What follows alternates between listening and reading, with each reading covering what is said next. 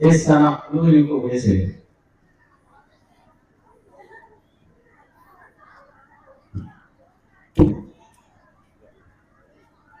அஸ்ஸலாமு அலைக்கும் வரஹ்மத்துல்லாஹி வபரகாத்துஹு.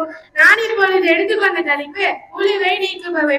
உழு செய்த பின்னால் நம்மிடமிருந்து ஏற்படும் நிகழ்வுகளால் உழு நீக்கிவிடும்.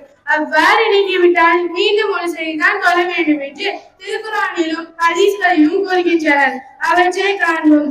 மலஜலம் கழித்தால் உழு நீங்கிவிடும். காற்று பிரிந்தால் உழு நீங்கிவிடும். ஒட்டகத்தின் இறைச்சி உண்பதால் உழு நீங்கிவிடும். ஆழ்ந்த தூக்கம் ஒளிவை நீக்கிவிடும். அதிகுறை தூக்கம் ஒளிவை நீக்கிவிடாது. இச்சையுடன் மர்மஸ்தானத்தை தொடுவதால் உழுவை நீக்கிவிடும். இது போன்ற விஷயங்களை செய்தால் மட்டும்தான் உழுவை நீக்கிவிடும். ஆனால் இன்று மக்களிடத்தில் தவறான மூட பழக்கங்கள் உள்ளது.